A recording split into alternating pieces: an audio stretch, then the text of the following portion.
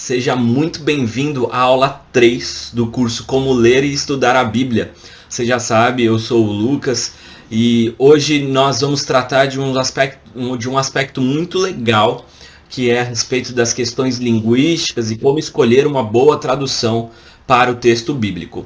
Queria dizer que se você tem acompanhado, tem gostado das nossas aulas, divulgue, compartilhe com mais pessoas para que elas também possam aprender a que a gente está passando aqui, essas técnicas, e que de fato a gente tem uma igreja de Cristo cada vez melhor preparada para lidar com o texto bíblico, com uma leitura bíblica mais atenta e mais significativa para a sua vida. Eu gostaria de retomar isso que eu fazia lá nas nossas aulas de EBD lá na Vila Euro, falar um pouquinho, fazer um resumo do que nós falamos na aula anterior. Então, na aula da semana passada, a gente falou a respeito da importância de termos uma leitura devocional e também uma leitura mais analítica da Bíblia, um estudo um pouco mais refinado da palavra, mais aprofundado, eu diria. Então, na leitura devocional, a gente ora, a gente louva o Senhor, a gente vai para o texto bíblico, a gente lê diversas vezes o mesmo texto bíblico, nós meditamos, que é o passo fundamental, meditar a respeito do texto bíblico, fazer perguntas para si mesmo de como aquele texto pode modificar a sua vida, como ele fala a você, onde é possível aplicar as questões bíblicas que estão sendo expostas naquele texto na sua vida. E uma dimensão que eu acabei não falando é que esse processo muitas vezes ele vai ser difícil. Algumas vezes vai parecer que Deus não está falando com você, que Deus não está presente.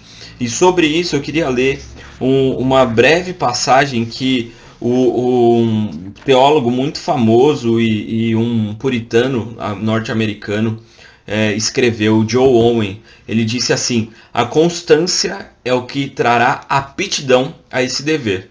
Aqueles que conscientemente persistirem na dedicação a isso crescerão em luz, sabedoria e experiência, até conseguirem administrar essa prática com grande sucesso.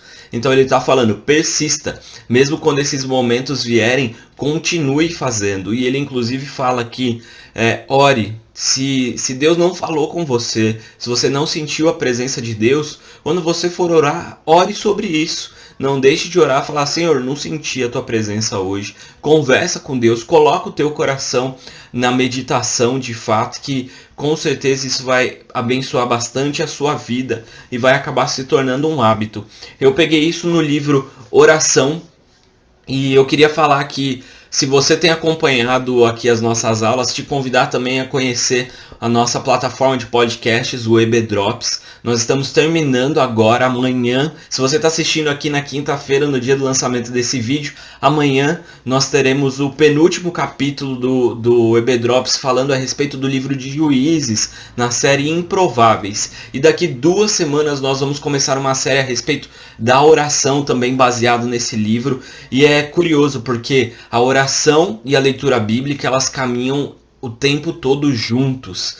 Então eu creio que vai ser de uma grande valia para você que está fazendo esse curso também ouvir ali a nossa série a respeito de oração no podcast. Tem aqui no canal do YouTube da Vila Euro e também em todas as plataformas de podcast. Então vale a pena você acessar também isso. Sem mais delongas, vamos para a nossa aula. Hoje nós vamos falar a respeito das questões linguísticas e como escolher uma boa tradução da Bíblia. Nós temos um texto, sempre um texto bíblico que nos guia. E o texto de hoje está lá em Neemias 8:8. Então eu vou te dar aí um tempinho para você abrir o seu texto bíblico. Lembre-se, durante todo o curso, traga a sua Bíblia para frente do computador. Se você estiver vendo aqui no momento do lançamento, ou se você ouvir depois, não tem problema. Traga a sua Bíblia e vamos ler juntos todos os textos que nós vamos propondo. Neemias 8:8 diz assim: eles iam lendo o livro da lei de Deus claramente, dando explicações de maneira que o povo entendesse o que se lia.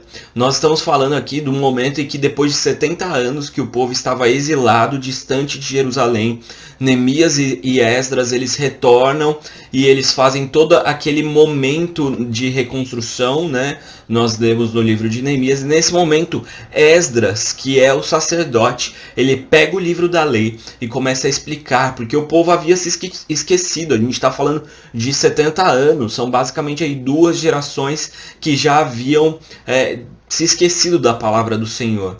E Esdras, como sacerdote, vai explicando, lendo o livro da lei de Deus de maneira que o povo entendesse o que se lia. Por isso é fundamental que a gente entenda o que está escrito na palavra do Senhor. E muitas vezes as pessoas não conseguem ler a Bíblia, têm dificuldade de ler a Bíblia por causa que ela não entende. E aí nós vamos entrar no ponto de hoje.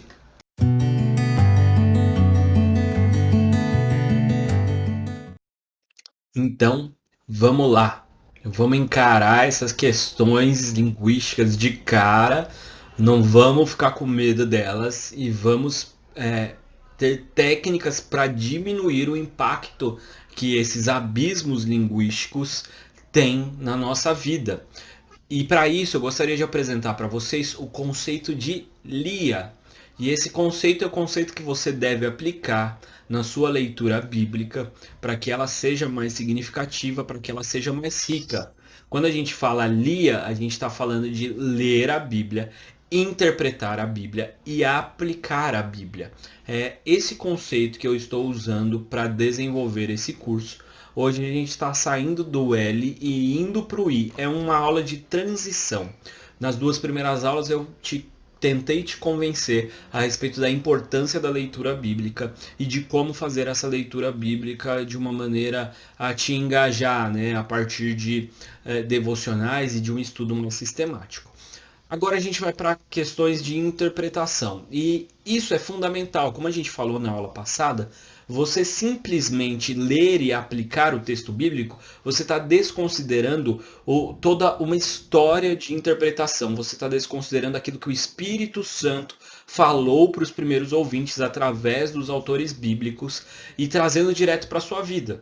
Então, se você está querendo fazer alguma coisa que é errado, que a Bíblia já te mostrou que é errado, mas você abre no texto bíblico falando que todas as coisas, eu posso todas as coisas daquele que me fortalece, você fala, é resposta de Deus, e você está desconsiderando todo o resto e aplicando para a sua vida. Isso é errado.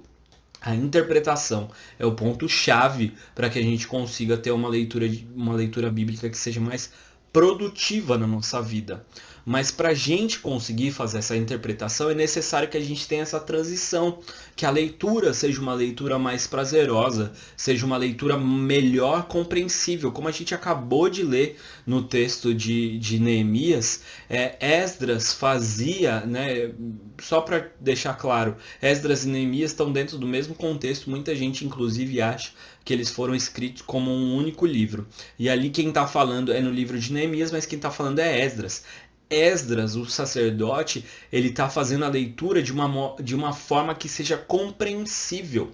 O texto bíblico ele foi escrito para os seus leitores originais em uma linguagem compreensiva, em algo que era fácil deles lerem, baterem o olho e entenderem aquilo que estava sendo dito. Então, por isso que hoje a gente vai falar tanto a respeito dessas questões. Você sabe, o texto bíblico foi escrito majoritariamente em 2 línguas, em 2 línguas, em hebraico e grego.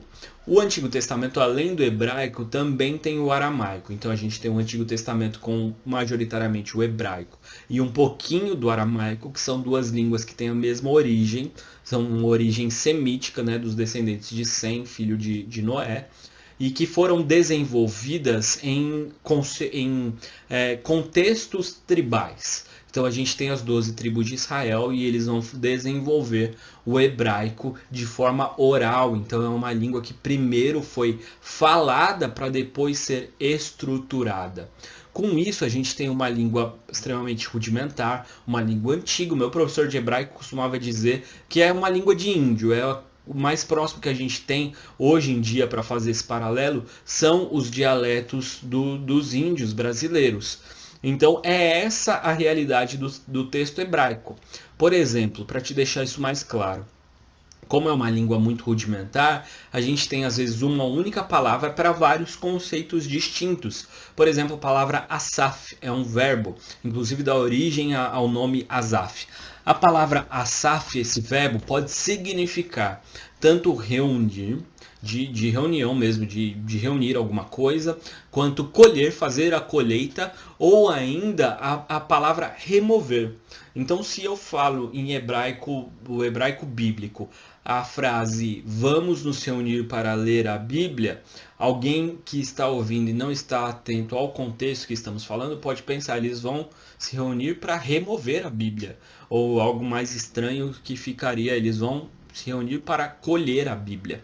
Então a gente tem essa dificuldade. O grego, ele é uma palavra, desculpa, um idioma muito mais de 2000 anos, a gente está falando mais novo, com um desenvolvimento muito melhor, muito mais bem estruturado. E no grego a gente tem um problema muitas vezes oposto. Então a gente tem uma palavra só, que tem uma palavra em português, que tem diversos significados em grego. Por exemplo, a palavra que é tão usada no Novo Testamento, desculpa, a palavra servo, ela é muito usada na pena de Paulo, né? Quando Paulo escreve os seus textos. E a gente tem 5 palavras gregas distintas para a palavra servo. A gente tem a palavra doulos, que é muito usado. A gente tem a palavra diáconos, que dá origem à nossa palavra religiosa hoje em português, diácono. A gente tem a palavra terapon, a gente tem a palavra roiketes e a palavra hiperetes. Por exemplo, essa palavra hiperetes que Paulo usa, ele usa lá em 1 Coríntios quando ele fala assim, nós devemos desejar ser hiperetes de Cristo. Essa palavra hiperetes significa servo, mas é um servo muito serviçal mesmo. Ela era usada inclusive para pessoas que remavam os barcos, sabe? Aquela cena do Ben-Hur clássico, deles navegando com homens ali nos remos, e muitas vezes, inclusive, prisioneiros eram destinados para essa função de serviçal, e é essa palavra que é usada. Quando a Almeida traduziu isso para o português, chegou para a gente que nós devemos ser ministros de Cristo. No nosso ambiente religioso, a palavra ministros, quando a gente fala ministros em português, a gente tem uma ideia que é uma ideia de liderança, uma ideia de pessoas que estão à frente. Quando a gente pensa pessoas que não estão num ambiente religioso, mas que leem isso em português, elas pensam em ministros, cargos importantes de um governo. Então, quando essa pessoa lê, quando nós lemos sem isso que eu acabei de te contar, a nossa leitura é que nós devemos ter influência, pessoas influentes, enquanto Paulo está falando. Nós precisamos ter o nível mais baixo de serviçais possíveis para Cristo. Olha que legal essa variação. Isso mostra um pouco dessa nuance que o texto bíblico pode nos apresentar.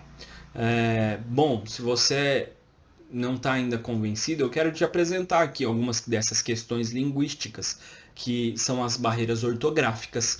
Por exemplo, o hebraico ele é escrito da esquerda para a direita, ao contrário, não, desculpa, da direita para a esquerda, o contrário do nosso, né? A gente escreve da esquerda para a direita, enquanto o hebraico é ao contrário. As questões semânticas, o significado das palavras, eu trouxe esses exemplos. As questões gramaticais, qual que é a posição que o verbo tem, qual que é a função do advérbio, das questões dos pronomes, todas essas questões. Os gêneros literários que cada um desses textos tem. Um texto clássico de Provérbios que diz, ensina a criança no caminho que ela deve andar, e quando for grande, quando for velho, não se desviará dele.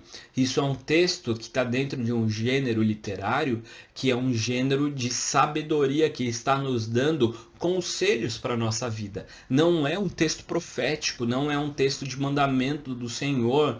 Então ele não está dizendo que se você criar o seu filho na igreja, ele nunca vai se desviar. A vida prática nos mostra que isso não acontece. Mas o que ele está dizendo é melhor que você crie a criança desde pequena nos caminhos do Senhor, porque isso vai ser enraizado no seu coração. E muito provavelmente ele não vai se desviar se isso ganhar o coração dele, mas não é uma profecia, não é infalível essa questão. Por que a gente tem essa ideia errada? Porque a gente encara esse texto como um texto de profecia, como um texto que nos dá uma ação e uma consequência, enquanto na verdade ele é um texto de conselho, de sabedoria. Diante de tudo isso, eu quero te apresentar um pequeno exercício que eu fiz para te convencer, se você ainda não está convencido, dessas questões linguísticas e de tradução. Eu peguei uma frase em português, que é a frase "colocaram as mangas de fora", e você que foi criado aprendendo português, lendo e falando português, você já tem uma imagem na sua cabeça e já entende o que eu estou dizendo quando eu falo a frase "colocaram as mangas de fora".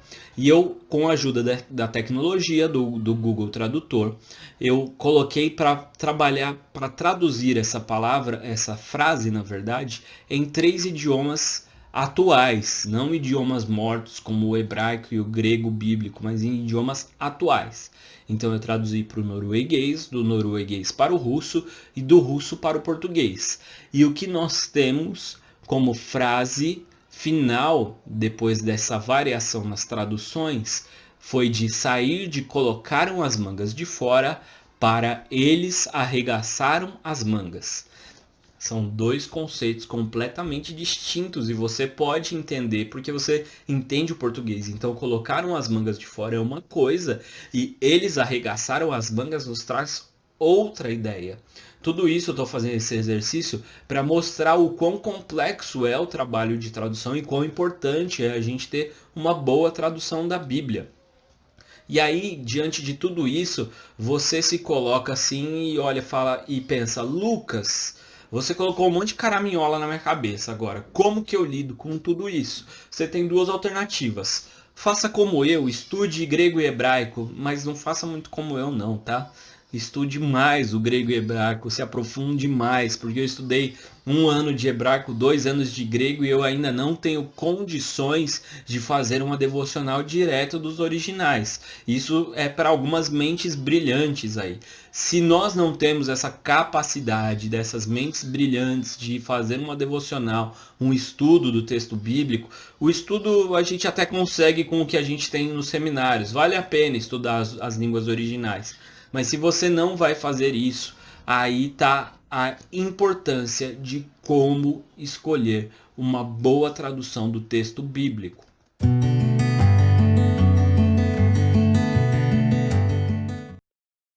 Bom, eu listei aqui algumas coisas que eu pensei aqui, eu não estou usando nenhuma base teórica. Tudo isso que eu falo aí nas últimas 3 aulas tem base teórica, livros que eu fui atrás, e quando você receber o nosso material final, você vai ter as indicações desses livros. Aqui é uma coisa mais de experiência e de observação de como as coisas acontecem e de dicas que eu posso dar de como eu penso que é possível a gente escolher uma boa tradução. Então, a primeira coisa, a extensão do seu vocabulário. Você é uma pessoa que foi educada em escolas mais formais, você teve contato com o texto bíblico desde criança, você tem facilidade com leituras mais complexas, com termos mais difíceis. Qual é a extensão do seu vocabulário? Você precisa fazer esse tipo de análise, de reflexão, para você escolher uma Bíblia que se adeque melhor ao seu próprio vocabulário e que você não fique sofrendo para ler o texto bíblico. Ah, mas Lucas, mas então como que eu faço então? Porque a leitura bíblica às vezes ela é difícil, mas ela pode trabalhar a minha questão vocabulária. Verdade. Mas pensando em você hoje, você é uma pessoa que hoje, quando tem dificuldade com o texto bíblico e não entende uma palavra, você pega o dicionário e vai procurar? Ou você fica tentando deduzir a partir do contexto? Porque se você for uma pessoa que não faz esse exercício, eu sugiro que você repense a sua tradução para uma tradução que tem um vocabulário mais próximo daquele que você usa cotidianamente. Segunda, a sua capacidade de leitura. Tá até um pouquinho ali vinculado, mas quando eu falo de capacidade, é o quanto que você aguenta lendo. Você aguenta ler bastante, você não aguenta, porque você escolher um vocabulário mais próximo do seu, que é o item anterior, também vai te dar mais tempo, né? Como você não vai ficar com tanta dificuldade em entender o que está sendo escrito, a sua leitura vai ser uma leitura mais fluida. E com uma leitura mais fluida, você acaba conseguindo ler mais do que numa leitura mais truncada. Segundo, qual é a sua familiaridade com o texto bíblico? Você entende bem tudo o que já aconteceu? Você tem a linha narrativa do Antigo e do Novo Testamento na sua cabeça? Próxima aula, aula 4, não perca, a gente vai falar sobre linha narrativa. Mas você tem familiaridade com o texto bíblico? Porque às vezes, se você já tem essa familiaridade, você consegue pegar uma tradução que seja mais difícil, mas entender porque você já conhece aquilo que está sendo dito naquele livro, você já entende melhor as questões que estão por trás. Se você não tem familiaridade com o texto bíblico, se você é uma pessoa que é nova convertida, que não tem muitos anos de EBD, muitos anos de igreja, é melhor que você escolha também uma tradução que seja um pouco mais fácil. Qual é a sua intenção com a leitura? E isso está bastante vinculado com a aula passada. Quando a gente vai para uma leitura devocional, a minha sugestão para você é que seja uma leitura mais fluida, mais tranquila, com esse vocabulário mais próximo. Não, Lucas, eu estou fazendo um estudo mais exaustivo, mais analítico, então nunca use somente uma tradução. Use pelo menos 3, 4 traduções diferentes. Se a sua intenção com a leitura é, por exemplo, preparar uma pregação, uma mensagem, alguma coisa nesse sentido, é de expor o texto bíblico para alguém, você precisa ter essa variação, porque nas traduções distintas você consegue entender também um pouquinho melhor dessas nuances que eu te apresentei que o texto bíblico pode ter. E por último, questões afetivas. Existem questões afetivas. A tradução que eu gosto é a tradução que o pastor Zezinho lá da PIB de Muzambinho lia quando eu era criança lá no interior. Então, se você tem essa questão afetiva, use a sua Bíblia. Eu tenho uma questão afetiva com a Nova Versão Transformadora, com a minha Bíblia de cabeceira, essa daqui.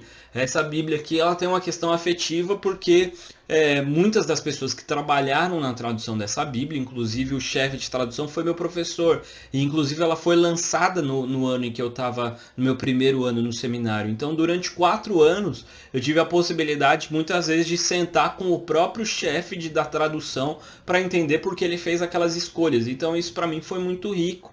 Então eu tenho essa questão afetiva com a Nova Versão Transformadora. Talvez você tenha por outros motivos com outras traduções. Colocado esses 5 pontos, eu quero te apresentar alguns critérios que os tradutores usam para que você entenda como é feita uma tradução bíblica e aí você tenha capacidade de escolher bem. Aqui eu estou usando sim um teórico por trás, tá? Inclusive está nesse livro aqui, A Espiral Hermenêutica de Grant Osborne, e ele fala sobre isso. E ele fala que o primeiro é a equivalência formal. A equivalência formal, ela é aquela tradução palavra a palavra de acordo com o texto original. Então, por exemplo, quando a Almeida traduz para a gente criou Deus os céus e a terra, a gente tem aí uma equivalência formal com o texto original em hebraico. No princípio criou Deus o céu e a terra, Bereshit bara Elohim. É exatamente essa a posição. Então, a gente não fala, por exemplo, assim, cozinhou Mari o almoço. A gente fala a Mari cozinhou o almoço. A gente não usa o verbo primeiro. Mas a Almeida, que faz essa equivalência formal, por traduzir palavra a palavra na sua posição correta, ela traduz para a gente: criou Deus o céu e a terra. Então a equivalência formal se preocupa com uma tradução literal ao pé da letra mesmo do texto original. A equivalência dinâmica, ela vai olhar para frases e talvez mudar ali a posição para ficar um pouco mais inteligível, e ela se preocupa em pegar o conceito, não necessariamente uma tradução literal de item por item, mas pegando assim aquelas palavras originais, organizando e também colocando algumas já interpretações. Então isso aqui é uma expressão idiomática no hebraico que talvez não vá fazer sentido no português. Então algumas pequenas adaptações para que seja mais palatável, mais fácil da gente ler. O terceiro nível é a equivalência funcional, que ela vai tentar equilibrar a equivalência formal com a equivalência dinâmica. Então ela vai ser uma proposta de aqui eu priorizo a formal, aqui eu priorizo a dinâmica, e ela vai fazendo esse equilíbrio entre os textos, entre os critérios, na verdade, para que a gente tenha tanto a literalidade na tradução, quanto também essa fluência do texto. E por último, a gente tem a paráfrase. A paráfrase é quando alguém deliberadamente fala assim: eu vou interpretar o que o texto bíblico está dizendo. Então ele não se preocupa com uma equivalência formal nem de longe, nem necessariamente com uma equivalência funcional, mas ele vai ler um bloco de textos, um bloco de versículos e falar: o que está sendo dito nesses versículos é isso aqui. Eu aplico essa realidade desses versículos dessa forma. Acho que a paráfrase que a gente tem de maior visibilidade hoje é a mensagem, que inclusive vem aqui o nome da pessoa, né, do Eugene Peterson, que faleceu há alguns anos atrás, infelizmente, um homem de Deus que fez essa paráfrase. Então, quando a gente fala texto bíblico, ele não tem autor. Então, por que vem o nome de Eugene Peterson aqui? É exatamente porque o Peterson foi o cara que fez essa paráfrase da Bíblia. Eu peguei aqui um texto de Jó 12:5, abra aí na sua versão, é possível que ela apareça aqui, para a gente fazer um exercício para que você entenda. Então eu estou pegando o texto de Jó 12:5 e mostrando para você em diversas traduções como ele fica, como ele está em cada uma dessas traduções em português. Então vamos lá. Antes eu fiz uma tradução, a minha tradução, a partir da minha análise do texto hebraico. Eu também pedi uma ajuda de novo para o meu professor. Eu fiz a minha tradução e perguntei para ele se estava certa. A tradução que a gente tem literal, ipsis literis, pegando do original e traduzindo para o meu português, é esse daqui. Uma lâmpada é desprezado no pensamento de quem está à vontade. Esse está é implícito e vem está pronto para aqueles que o deslize pé. É assim que está no hebraico. Quando você lê isso aqui, você percebe que o hebraico é sim uma língua tribal, né? Dá para perceber que ele não é uma língua muito trabalhada. Fazendo uma arrumação, então aqui eu fiz a equivalência formal e depois aqui eu estou fazendo ali uma adaptação para uma equivalência dinâmica. Fica: uma lâmpada é desprezada no pensamento de quem está à vontade, aquele que está pronto a deslizar o pé. Essa é a versão Lucas Souza Pereira de Jó 12:5. Vamos comparar então na Almeida Revista e Corrigida.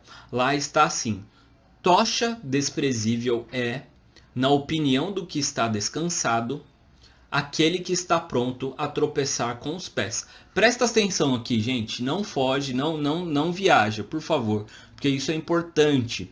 Olha, se você tem a Almeida Revista e Corrigida, olha aí na sua Bíblia. Se você está com ela, olha aí qual que é a sua tradução. Não sei se você já prestou atenção nisso. Olha aí se ela é uma Almeida Revista Corrigida, se ela é uma Almeida Revista Atualizada, se é uma NVI, NVT, por aí vai. E volta para cá para a gente ouvir isso. Então, na ARC, na Revista Corrigida, é esse texto que a gente tem, uma equivalência formal muito clara, falando: tocha desprezível é, na opinião do que está descansado, aquele que está pronto a tropeçar com os pés. Difícil entendimento, né? Eu, pelo menos, não captei de cara aqui na ARC, não. Aí eu tô pegando a nova Almeida atualizada, uma versão de 2019, se eu não me engano, uma atualização desse texto de Almeida, que diz assim: no pensamento de quem está seguro, há desprezo pela desgraça, um empurrão para aquele cujos pés já vacilam. Muito mais fácil de se entender, muito mais óbvia, mas ainda com algumas questões aqui. Vamos olhar na NVI? Na NVI está assim: quem está bem despreza a desgraça, o destino daqueles cujos pés escorregam. Também fácil compreensão, mas ali no segundo momento um pouquinho nebuloso, na minha opinião. A NVT diz assim: quem está tranquilo zomba de quem sofre, dá um empurrão em quem tropeça. Agora a gente vai para as paráfrases. A NTLH, nova tradução da linguagem de hoje, traduziu dessa forma: os que estão seguros desprezam os desgraçados e empurram os que estão para cair. E por último a gente tem a mensagem, uma paráfrase clara. Ele diz assim: é fácil para quem está no bem bom acusar, para o próspero desprezar os que estão na pior. Desculpa, gente. Vou ler de novo. É fácil para quem está no bem bom acusar, para o próspero desprezar os que estão na pior. Uma paráfrase clara. Olha o abismo que a gente tem, gente, entre a versão original: uma lâmpada é desprezada no pensamento de quem está à vontade, aquele que está pronto a deslizar o pé. A revista corrigida: tocha desprezível na opinião do que está descansado, aquele que está pronto a tropeçar com os pés. Para a mensagem: é fácil para quem está no bem bom acusar, para o próspero desprezar os que estão na pior. Eu quis trazer esse exercício para que você refletisse a respeito da tradução que você tem usado. E aí eu quero apresentar para vocês, eu fiz uma timeline aqui e é a minha opinião de novo, tá, gente? Eu colocando a minha opinião das principais traduções que a gente tem em português. Então a gente tem aqui a equivalência formal e uma linguagem também formal. E à medida que essa linha do tempo ela vai caminhando, a gente vai caminhando para uma paráfrase e uma linguagem mais coloquial. Então a gente sai de uma linguagem formal para uma linguagem coloquial, e na setinha de cima a gente tem os critérios que foram usados: a equivalência formal, equivalência funcional e a paráfrase. Primeiro eu trago para você toda a família das Bíblias Almeida e também a King James. Aqui vale, gente, um parênteses muito importante. A Almeida ela é fundamental para o desenvolvimento da fé cristã evangélica no Brasil. Almeida, todas as traduções Almeida, elas têm uma importância, tanto é que o linguajar evangélico no Brasil, ele é feito na Almeida Revista e Corrigida. Então quando a gente usa o termo varão, vaso, por quê? Porque a Almeida usou dessa forma. Tem toda uma história a respeito das traduções. Almeida é riquíssima, ela usa a equivalência formal, então ela vai palavra por palavra. Isso significa que você tem muito mais certeza de que aquelas decisões foram decisões muito próximas do original. Ela é uma tradução que se preocupa muito em ficar muito fiel ao original.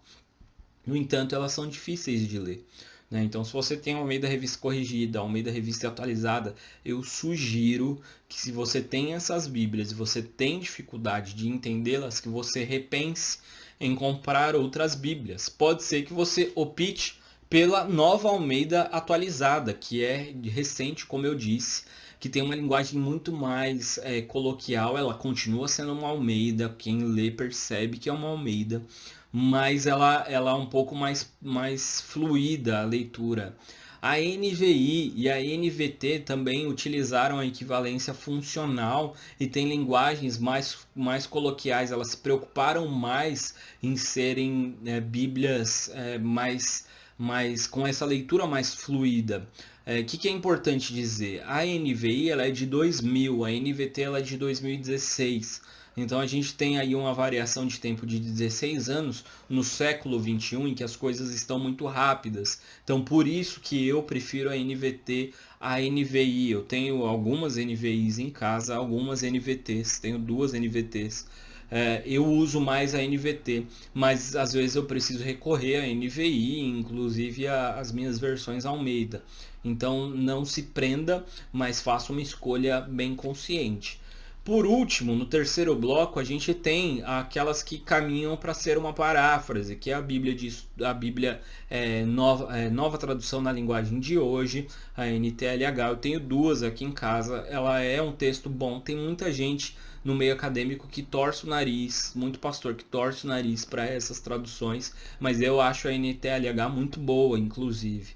A Bíblia Viva, eu tive uma Bíblia Viva na minha adolescência, ela foi importante para o desenvolvimento da minha fé. Hoje em dia, para mim, ela não funciona mais tão bem, mas ela começa a seguir mais por uma linha de paráfrase, mas talvez seja uma Bíblia importante para primeiros passos. E a Bíblia, a Mensagem, que é uma paráfrase total, que eu gosto, inclusive, muita gente também torce o nariz. Eu particularmente gosto da Bíblia a Mensagem, eu não a uso mais tanto, mas ela já foi de bastante ajuda para mim. A minha questão com a Mensagem, que eu quero dizer para aqueles que leem a Mensagem, é que ela é uma tradução do inglês, né? Então, o Eugene Peterson, ele traduziu dos originais, parafraseou dos originais para o inglês e foi traduzida do inglês para o português. Então existem coisas ali que são realidades americanas. Por exemplo, no texto da oração do Pai Nosso, o pão nosso de cada dia nos dai hoje, ele parafraseia como nos dê 3 refeições diárias. Então, talvez existam realidades no Brasil em que 3 refeições diárias não faça tanto sentido assim. Então é importante você ter isso em mente e ter esse cuidado se você for optar pela Bíblia a Mensagem. O que eu quero dizer? Todas essas têm o seu lugar, a sua importância, e todas essas são boas traduções ou paráfrases que podem te ajudar em todos aqueles conceitos que eu falei no começo. Meu convite para você hoje é pensar a respeito da sua tradução bíblica. Escolha uma passagem bíblica daqueles textos que você tem lido, daquele livro que você escolheu, e compare em pelo menos 3 traduções diferentes. Eu vou deixar aqui embaixo o link, na descrição do vídeo, o link de 2 Bíblias online que tem diversas traduções. Então, se você só tem uma Bíblia na sua casa, você pode fazer essas comparações nesses sites. E veja se faz sentido para você escolher uma outra Bíblia ou não. Se você se interessou e quer saber mais a respeito das questões mais técnicas da tradução e tudo aquilo que eu falei de tradução formal, de tradução funcional, eu estou deixando um e-book aqui, um endereço, na verdade, eletrônico para você clicar do trabalho feito pelo Vitor Fontano, um teólogo, uma pessoa de Deus, formado também lá no Servo de Cristo. E você pode, inclusive, baixar esse e-book dele, em que ele dedica aí algumas páginas para falar a respeito mais detalhadamente do que eu nesse vídeo, a respeito do formato de traduções. Essa aula foi uma aula bastante técnica, eu espero que você tenha se interessado por saber e escolher melhor um texto bíblico que vai se aplicar na sua vida. Eu quero te convidar a baixar a sua cabeça para nós orarmos e te incentivar para continuar comigo. Na aula da semana que vem a gente vai falar sobre as narrativas bíblicas e a coisa está aquecendo, você vai ver. Semana que vem a gente vai colocar dentro de uma linha do tempo todos os livros da Bíblia, porque eles não estão em ordem, né? Em ordem cronológica, e como você consegue entender os contextos, ou pelo menos majoritariamente alguns contextos dentro dessa linha do tempo. Vamos orar, gente? Senhor Jesus, muito obrigado por esse tempo que a gente tem junto, muito obrigado por essa possibilidade que o Senhor tem nos dado, Senhor, de estudar a Tua Palavra, de nos fazermos refletir a respeito da forma como a gente lê a Tua Palavra, Senhor.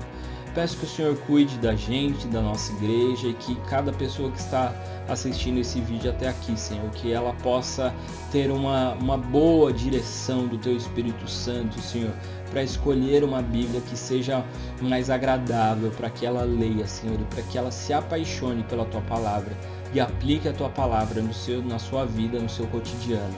Essa é a minha oração, em nome de Jesus. Amém. Obrigado, gente. Até mais, até semana que vem na nossa quarta aula do curso Como Ler e Estudar a Bíblia. Tchau, tchau.